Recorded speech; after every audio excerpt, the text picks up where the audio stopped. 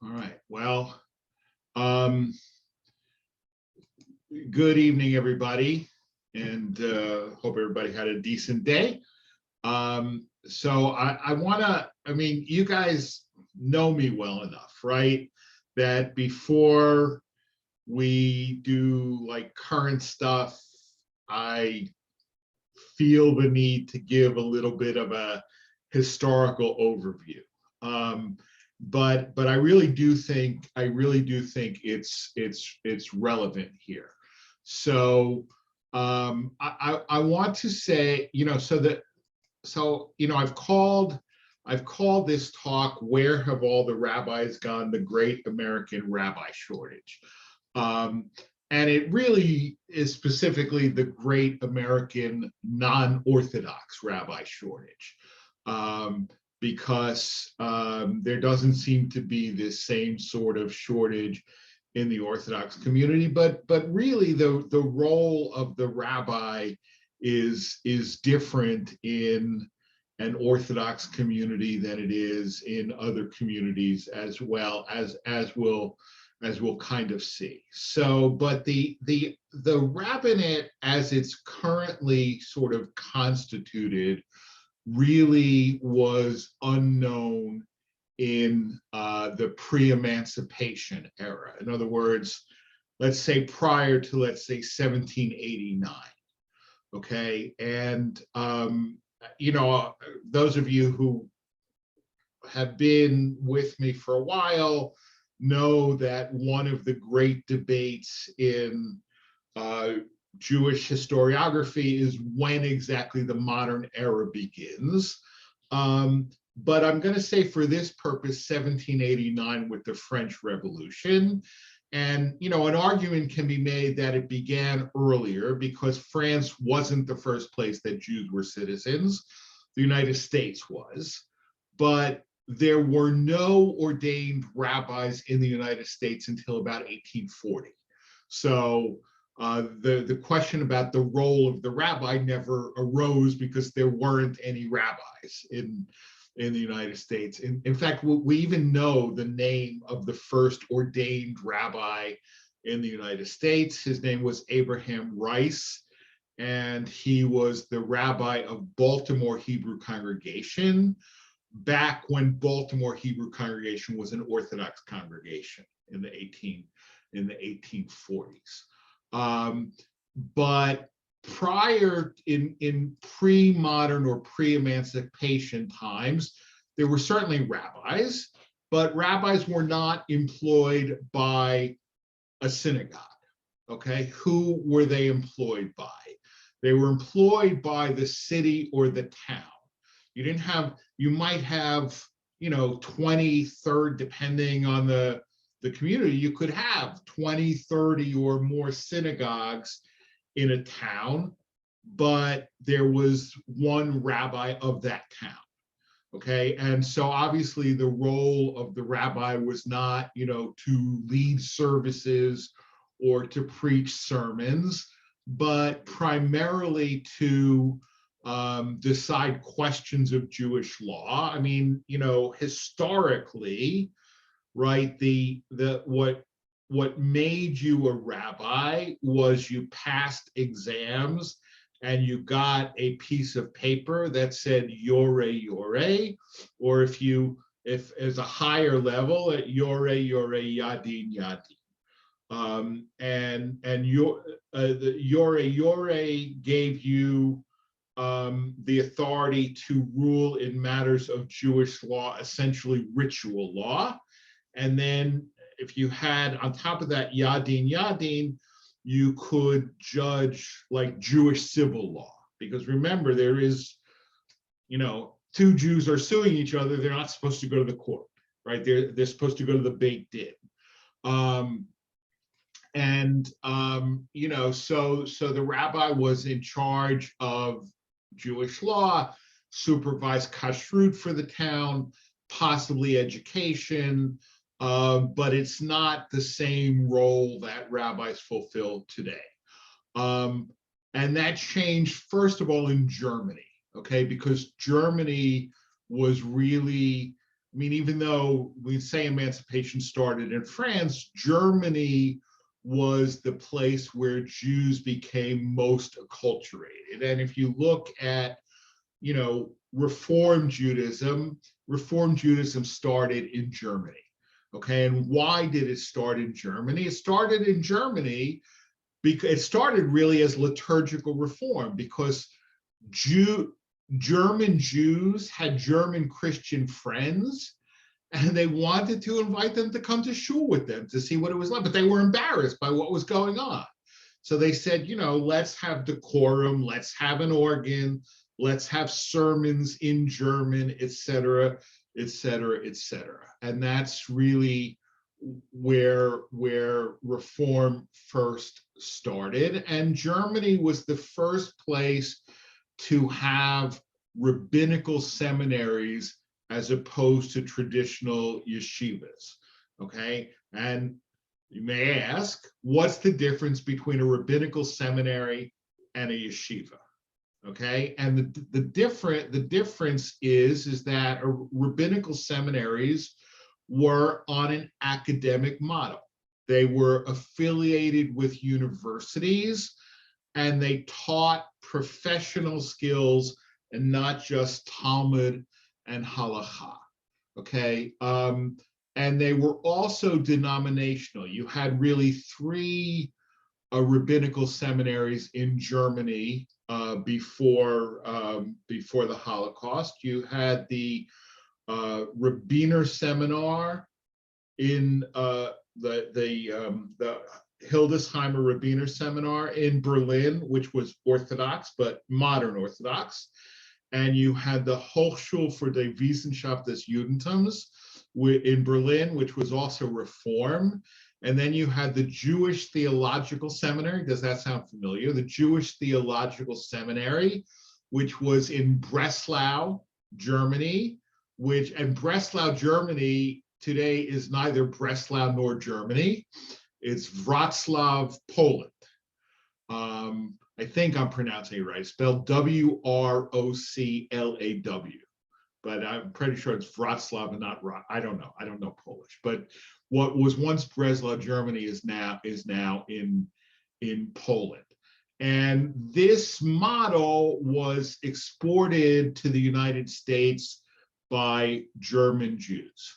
Okay, so you first had, a significant Jewish immigration. I mean, there were Jews in the United States before the 1840s, but they were mostly Sephardic Jews. But like Sephardic, like hailing back to Spain and Portugal, had passed through Amsterdam. Some of them had actually passed through Brazil.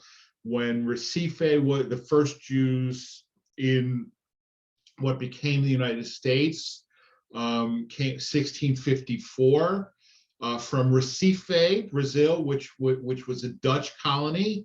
And when the Portuguese conquered it, they brought the Inquisition with them. So these Jews decided to go back to Holland, but they were blown off course and wound up in New Amsterdam. And that is the origin of the American Jewish community. But you had a more significant German immigration in the 1840s, 50s, 60s, and then after the Civil War, when prosperity started returning, so you had enough Jews with enough money to start the institutions of American Jewry. And so the first rabbinical seminary in the United States was the Hebrew Union College, which was founded in Cincinnati in 1875. And in a certain sense, it was founded in Cincinnati sort of by happenstance, because that's where Isaac Mayer Wise, who was the great organizer of the institutions, and he did not necessarily see himself as starting a reform institution, but rather a Jewish institution, and thus the name Hebrew Union College, right? But he was in Cincinnati, so he started his seminary there. But Cincinnati was at the time, I think, like the fourth largest city in the country. I mean, it kind of, you know, like many towns that are on rivers, it got bypassed as railroads became, you know, a more popular means of commerce. But at any rate, so HUC was founded in 1875, and the Jewish Theological Seminary was founded in 1886. Okay, and the impetus for the founding of JTS, I've discussed this before, was what has forever been known in the annals of American Jewish history as the Treifa Banquet, right? HUC ordained its first class of rabbis, and rabbis came from all over the United States to Cincinnati to celebrate their first ordination from HUC, and they sit down for the banquet, and the first course is frog's legs. And then the second course is cherry stone clams, right? And then the third course is shrimp, right? And a bunch of the more traditionalist rabbis got up and left, okay? And they left in a huff, and shortly thereafter, the Jewish Theological Seminary was founded in New York City. Now, one of the great debates, okay, which is not really relevant, but it's interesting, is that to this day, there is a debate about how the Treifa banquet happened, okay?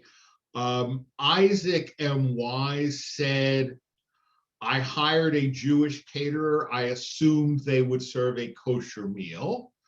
Okay, and I was as horrified as everybody else to discover that this was this, you know, parade of Tarfus, right? But other people say that no, that and it may have been a surprise to Wise, but within the movement that Wise started, there were people who wanted to keep reform kind of moderate and have a big tent approach.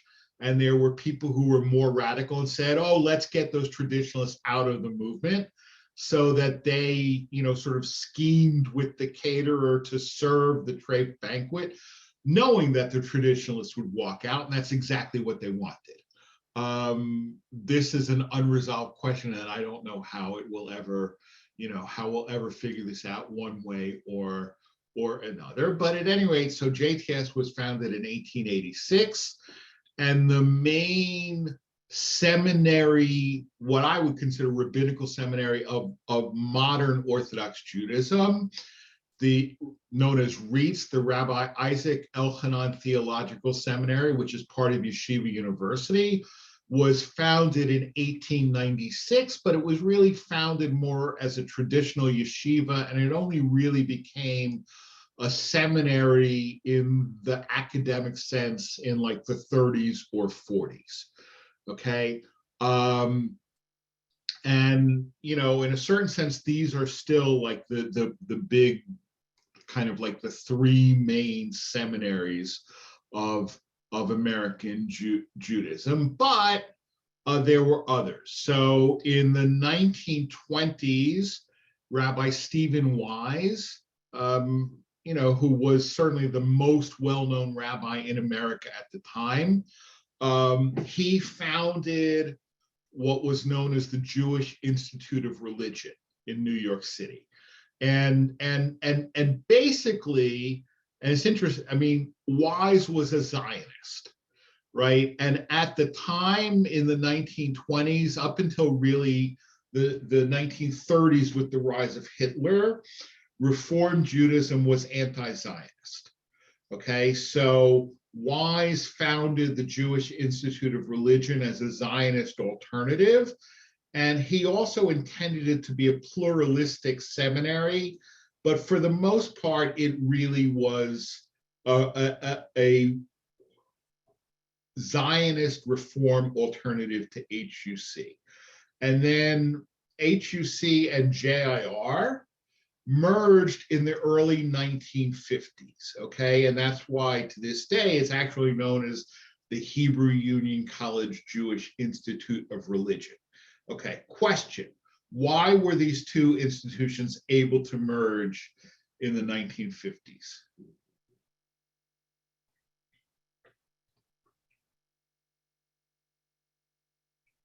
If you have a Zionist Reform Seminary, a historically Zionist and a historically anti-Zionist Reform Seminary, why is the 1950s the time that they can merge?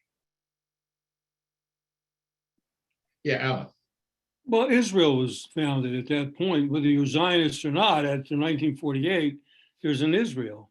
Exactly. So that Zionism was essentially a moot point. It was no longer a controversial issue, right? I mean, the overwhelming majority of American Jews became Zionists, and although there were still, some anti-Zionist voices in the reform movement, they were a distinct minority and not really enough to have any real say over anything. So HUC and JIR merged in the early 1950s, and this is why you wound up having two branches of the same school, where you had a full rabbinical school in New York and a full rabbinical school in Cincinnati. And the merger documents at the time said that the merged institution would perpetually maintain a full ordination program in Cincinnati, because already Cincinnati, knew that New York was the center of weight of American Jewry, and were afraid of becoming eclipsed.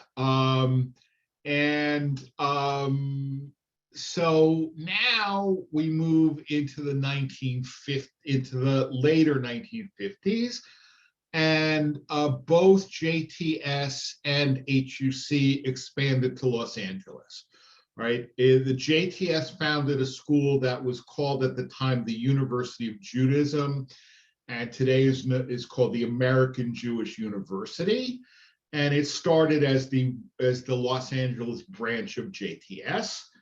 And HUC also opened up a branch in Los Angeles, roughly at about the same time, right? Why? Because they realized that,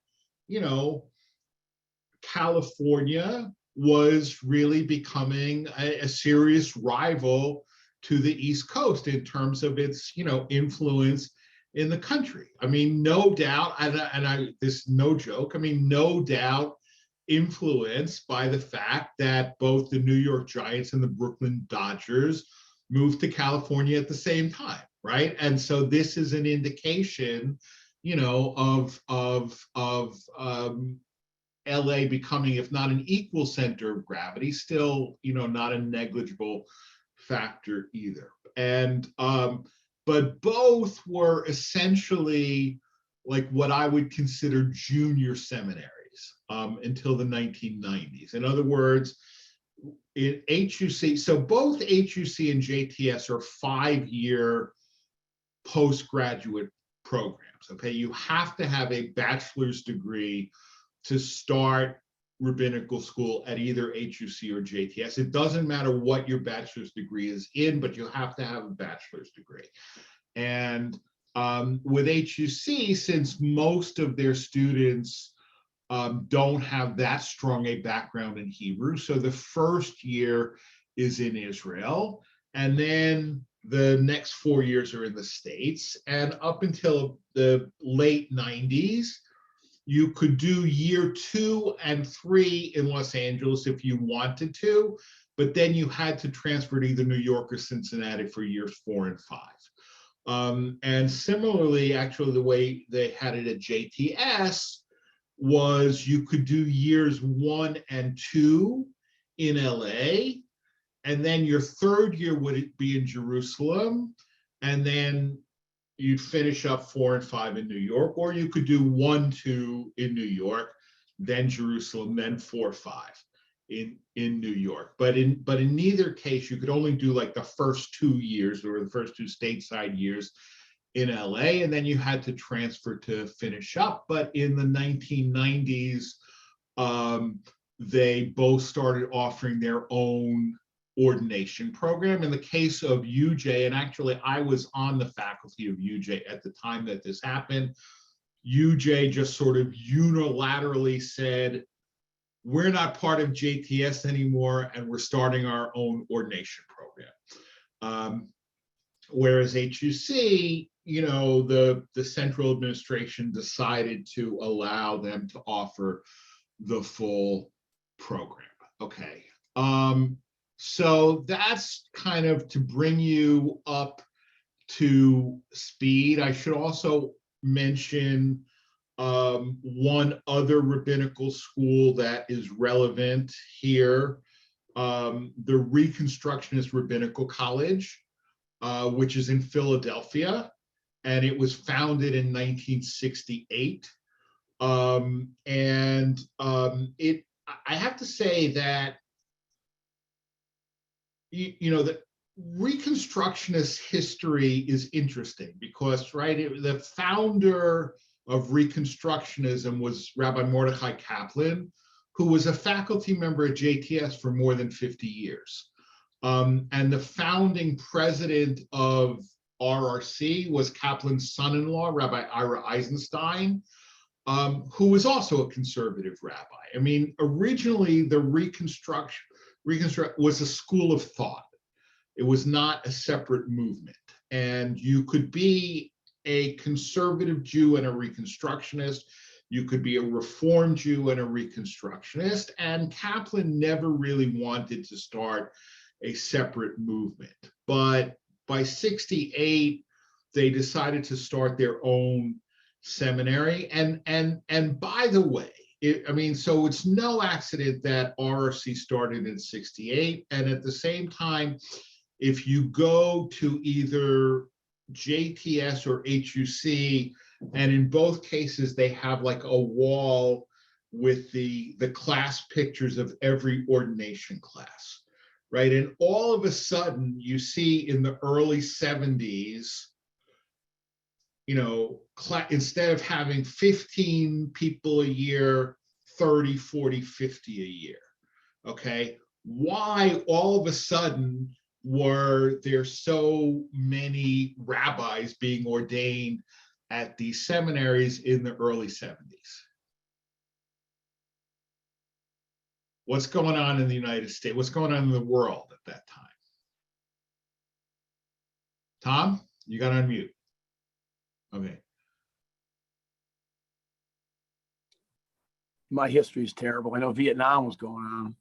Vietnam was going on, right? And how do you get out of the draft? Right?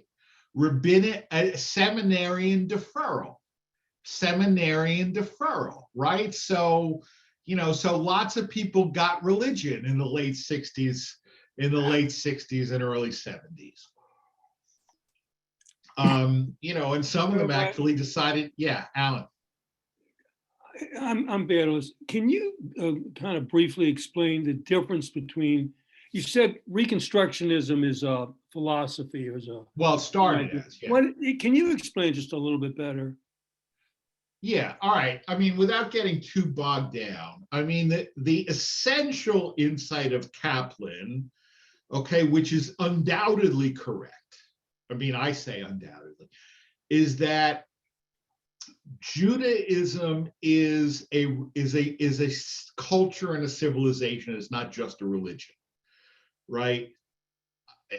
Which is undoubtedly correct, and I think everybody would agree to that, right? The second key insight for Kaplan is that for most American Jews, the source of their Jewish identity is as much ethnic and cultural as it is religious, if not more so, right? And again, I think that that is undoubtedly true, right? I mean, it's the old Harry Golden joke, right? You know, my father was an atheist, but he went to shul every Shabbos, okay?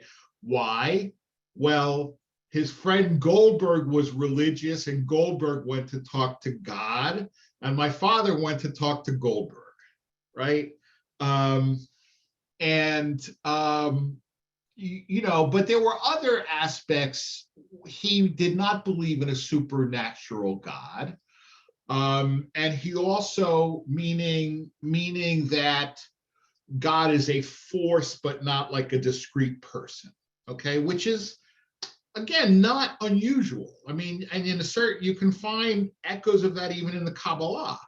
But the other idea, which was definitely controversial, was he rejected the idea of the chosen people.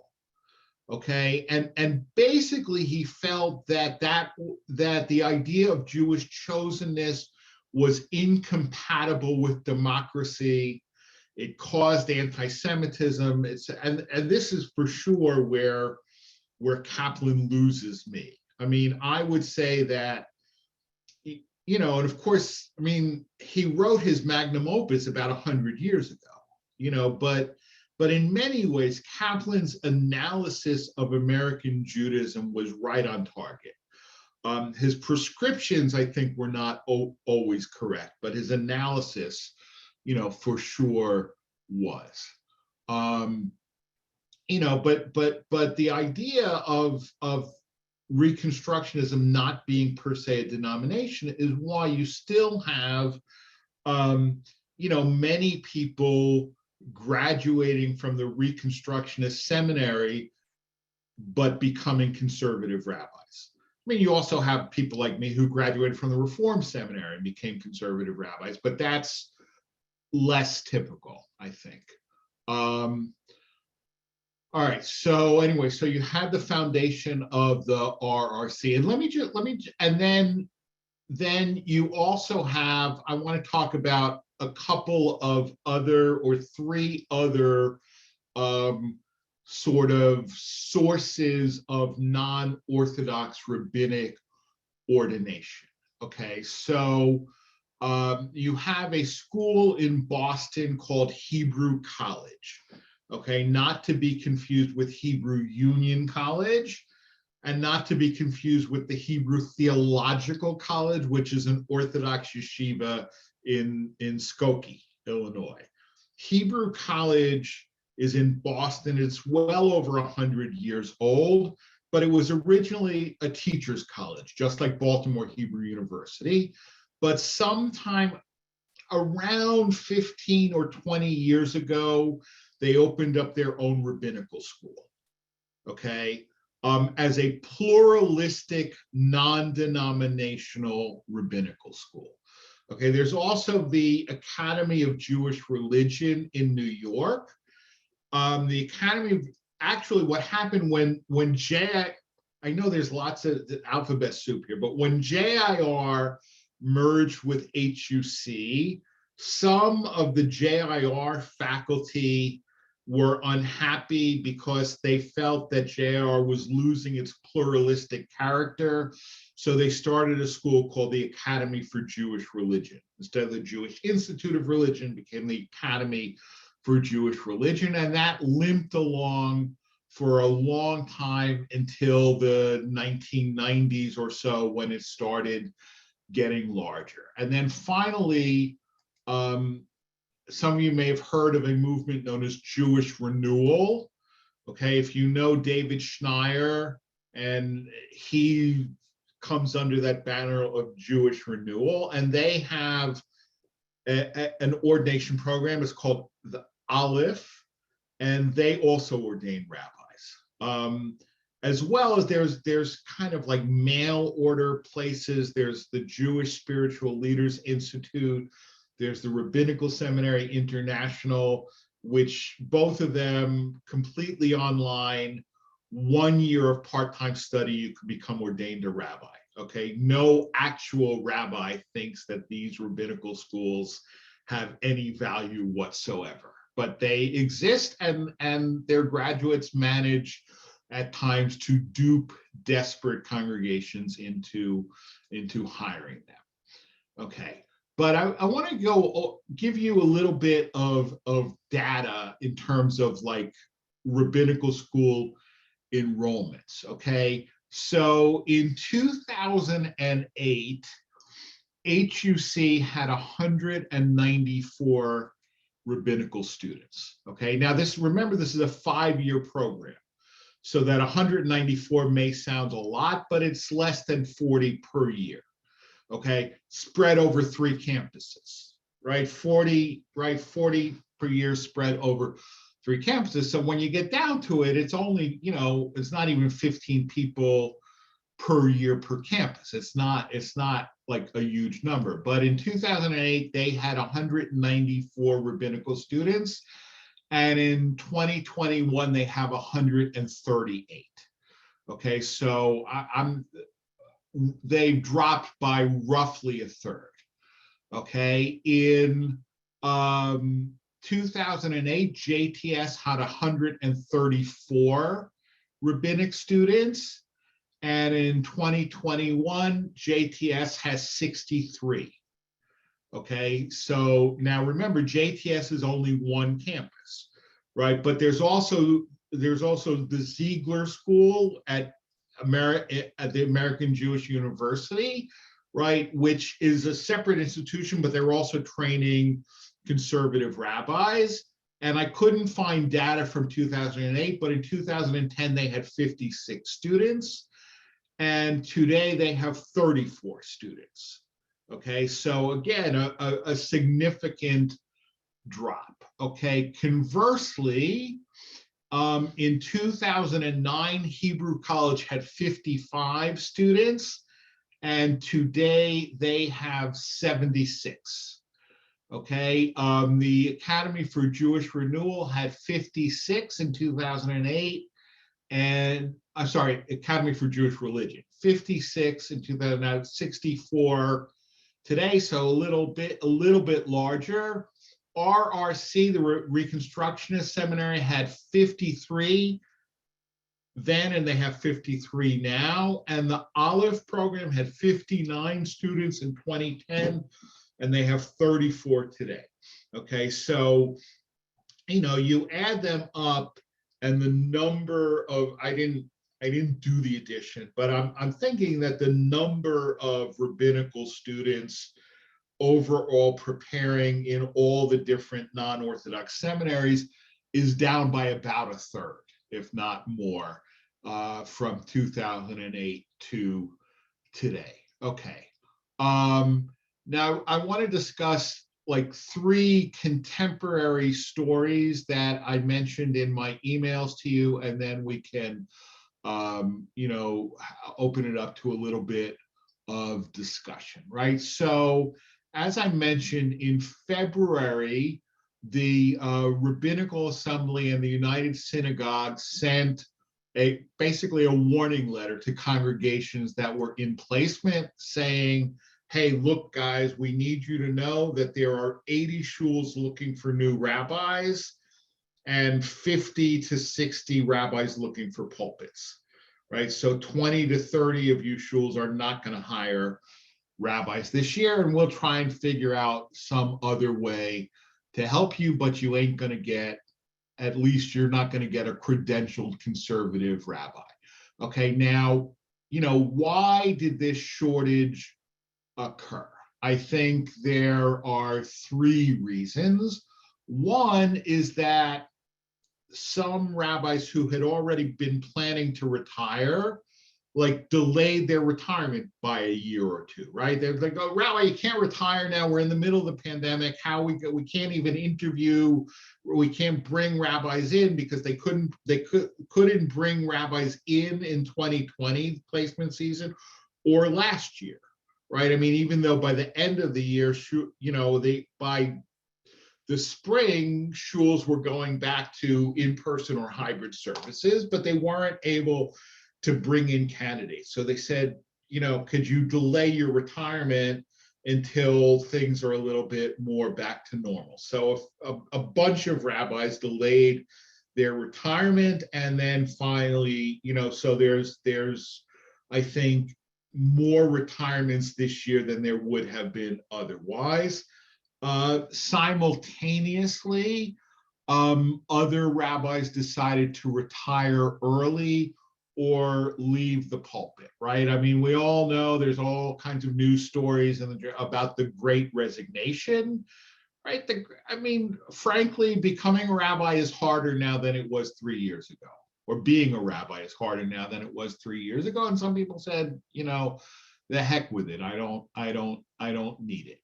As well as the fact that there are smaller classes at the two conservative seminaries, as well as probably a higher percentage of graduating seniors not interested in taking pulpits. Okay, so that's one development, the great conservative rabbi shortage. All right, at the same time, you have a couple of things going on at the Ziegler Rabbinic School, the conservative seminary in LA, part of the American Jewish University. Two things happening at the same time that on the surface seem contradictory. Okay, a few months ago, the American Jewish University announced that it was putting its campus up for sale. Okay, it owns 34 acres in Bel Air, and several buildings, and that campus is now for sale. Okay, at the same time, or shortly thereafter, they announced that they had an influx of philanthropic funds that was going to allow them to cut their tuition for rabbinical school by 80%. Okay, so that the tuition at Ziegler is now 20% of the tuition at JTS. Okay, so if you're trying to decide with Ziegler or JTS, that's maybe not the only factor, but it's not a factor, right? So question is, I mean, how is it that on the one hand they have to sell their campus, and on the other hand they're cutting their tuition by 80%, right? It does at first glance seem contradictory, but they don't think it is. All right, they had 4 years ago, they had already closed their undergraduate program. And with the advent of the pandemic, a lot of their community programs, I mean, the American Jewish University is like the place for serious adult Jewish education in LA, but all that went online, right? And so a lot of their other graduate programs, I mean, they have a graduate program in Jewish education, nonprofit management, so on and so forth. All of those programs went online too. So they said, we don't need this campus. We don't need it, okay? And 34 acres in Bel Air is worth a lot of money, okay? But they have said that they are going to keep the rabbinical program, an in-person program, but on a smaller footprint, okay? And they haven't exactly figured out what they want to do. It should also be added that where the American Jewish University is located is not ideal for a rabbinical school, because I don't know how many of you are familiar with LA, okay? But there are two, I mean, it's all one city, but there are really, the one city is bisected by a mountain range, right? And then you have the city and you have the valley, okay? And the American Jewish University sits on top of the mountain range, okay? So it's not in the city and it's not in the valley, and there's a reason for that, okay?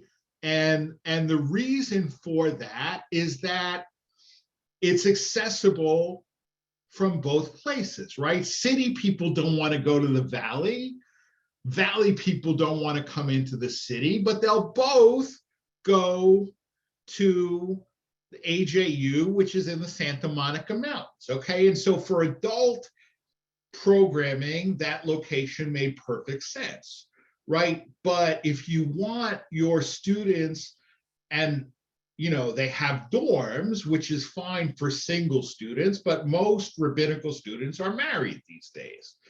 Okay, they don't want to, even if they have, married dorms, they don't want to live there. They want to live in a dense Jewish population. And so the campus where they are now is not an ideal location for a rabbinical school. Okay, so the third thing that happened is with HUC, right? So HUC has a structural deficit of several $million, okay? And this year they're running a deficit, I think, of 8.8 million. Okay, so makes our service pale by comparison, but we aren't trying to run 3 campuses. They really don't have enough students to support 3 full rabbinic programs. Okay, and at the same time, they stopped assigning students to campuses. Now, here's what I mean by that. Okay, when I applied to HUC, the application very, very clearly said, I am applying to the HUC rabbinical program. I can state my preference, but HUC has the right to assign me to any campus. Okay, and inevitably there were not enough students who chose Cincinnati, so certain students would be assigned to Cincinnati against their will. Okay, in fact, I had a classmate who had asked for New York, was assigned to Cincinnati. His father, who was deceased, had been a Reform rabbi. His father's brother, meaning his uncle, was an extremely prominent Reform rabbi. So my classmate was assigned to Cincinnati. He called up his uncle, said, I really want to go to New York. His uncle said, I will take care of it. I will take care of it.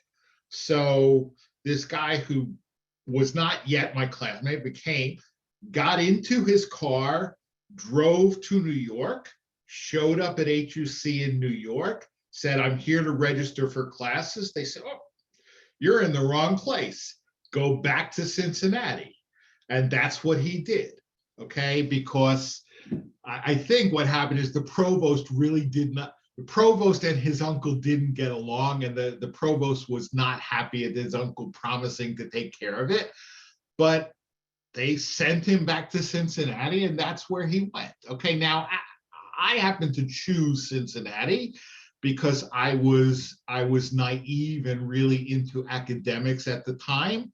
And I said I knew, even though I grew up in New York, right, that the typical HUC student in New York lives in Brooklyn, goes to school in Manhattan, has one job in Los Angeles, another job in Westchester, and no car, right? And this is, to me, is not a way to live, right? If you really want to study. So, Cincinnati, I mean, they have dorms. I was single.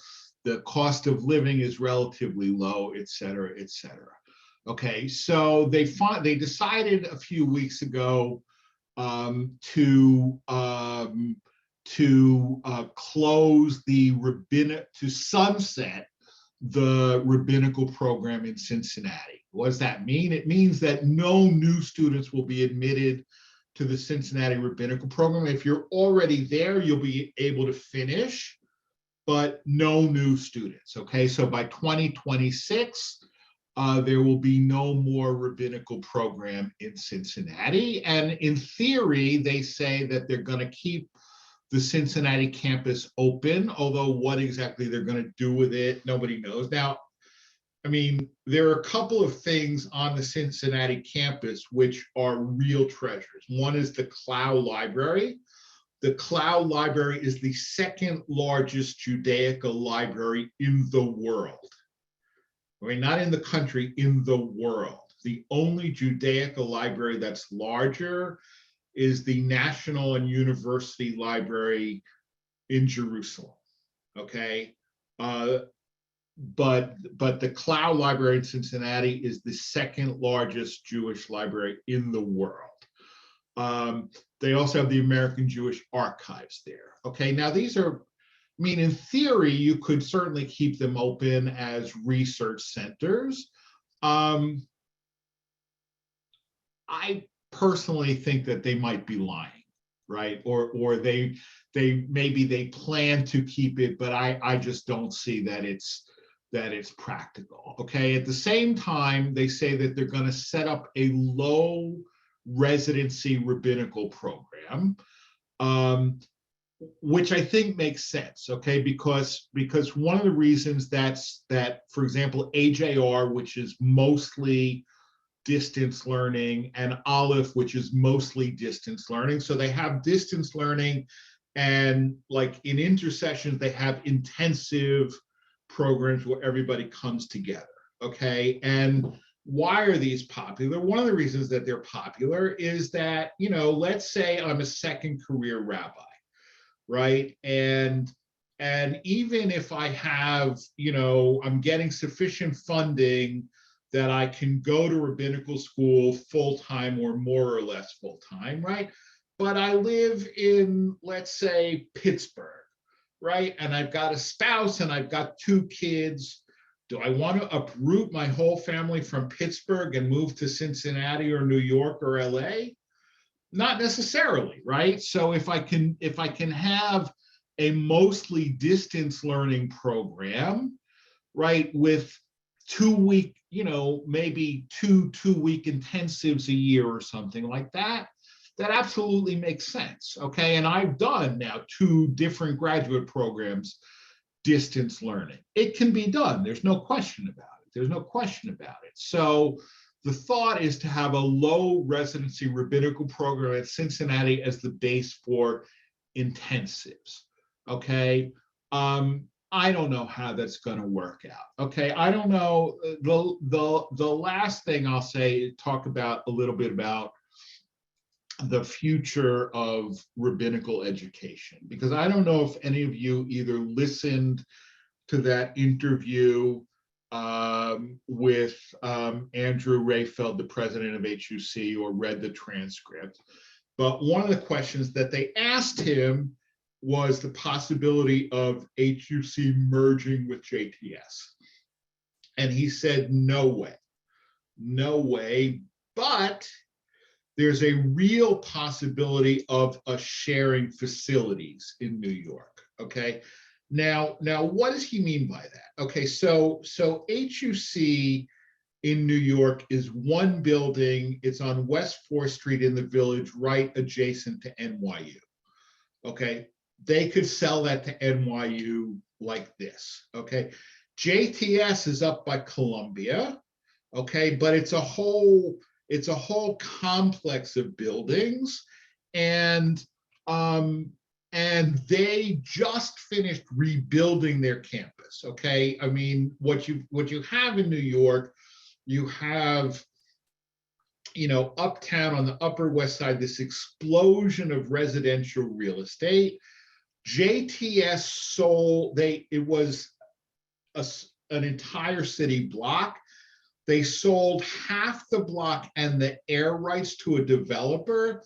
The developer built like a 40 or 50 story condo building and gave JTS an obscene amount of money, and, you know, like knocked down half of the campus, but rebuilt the rest of the campus, state in the art, you know, high connectivity, because distance learning is definitely the wave of the future. And the one thing that they did that was somewhat controversial, because if HUC has the second biggest Judaica library in the world, JTS has the third, okay? But they discovered that 95% of the books in the library had literally never been checked out.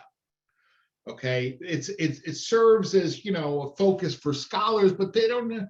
So they decided, we don't have to keep 2 million books on campus, right? We can keep them across the river in Hoboken, right? And then when somebody wants to take them out, you put in a slip and you got it the next day, right? So now the overwhelming majority of the books are in Hoboken instead of in Manhattan.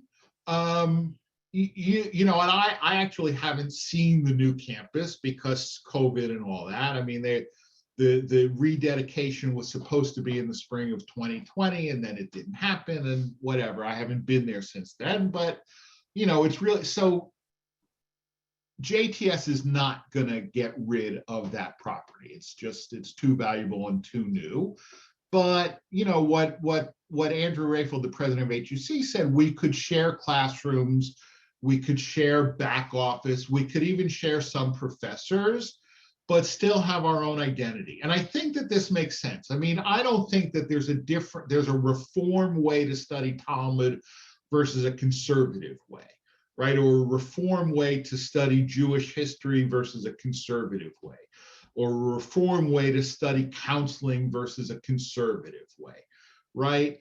And if you know anything about Protestant seminary education, this is the way that most Protestant seminaries are non-denominational, right? Meaning they're Protestant, but they're not Methodist or Presbyterian or Episcopalian or whatever. They're just Protestant.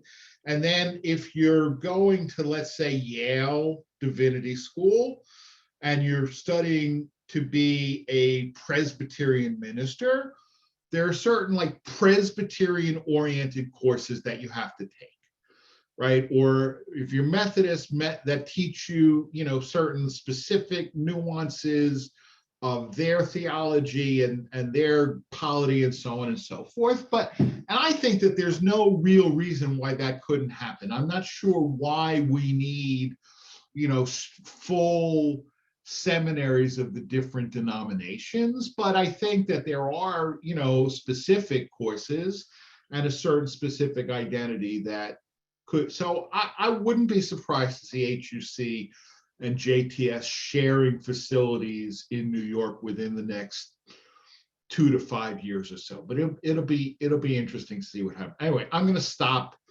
and if there are questions or comments, have at it.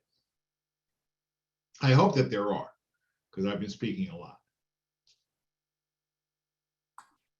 Do you think that all of these efforts to merge, even if it's just physical buildings, will somehow result in, I don't know, the various not speaking about Orthodox, but various forms of Judaism somehow merging closer together?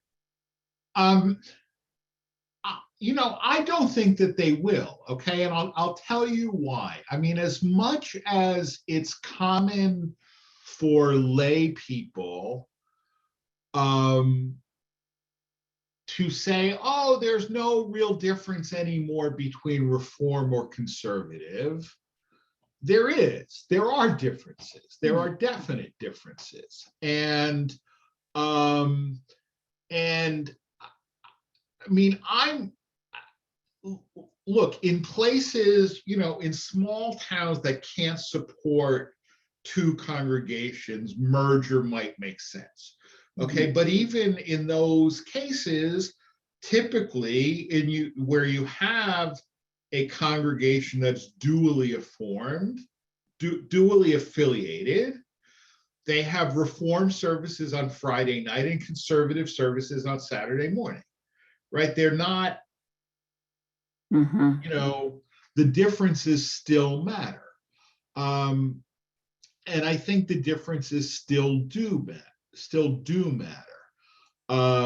The fact that you can now wear a tallis and a yarmulke and there's some Hebrew in a reform service doesn't make it conservative, right? I mean, I do think, look, I think that having said that, you know, some more shared education would be a good thing. Like, for example, I mean, people ask me, well, you know, if you went to HUC, why did you ultimately become a conservative rabbi? Okay. And the fact of the matter is, when I started HUC, I was 21 years old. Okay. Nobody is fully baked at 21, right? And frankly, it was things that I learned at HUC that convinced me that I really belonged in the conservative movement and not in the reform movement, okay? And I give HUC credit for that, because the history, especially the professors in the history department, and, you know, I reached the conclusions that I reached through my study of Jewish history.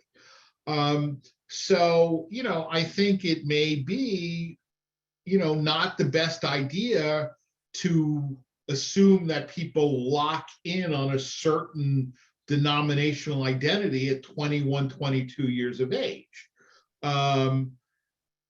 You know, but I do think that the differences are significant enough that, you know, like Rayfeld said, and I, by the way, I mean, I think a lot of what he said in that interview was just pure BS and almost on the verge of dissembling. But what he said about, you know, sharing a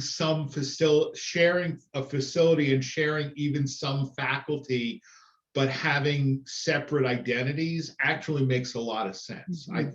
I think that really does make sense, because like I said, if you're studying, you know, counseling, right?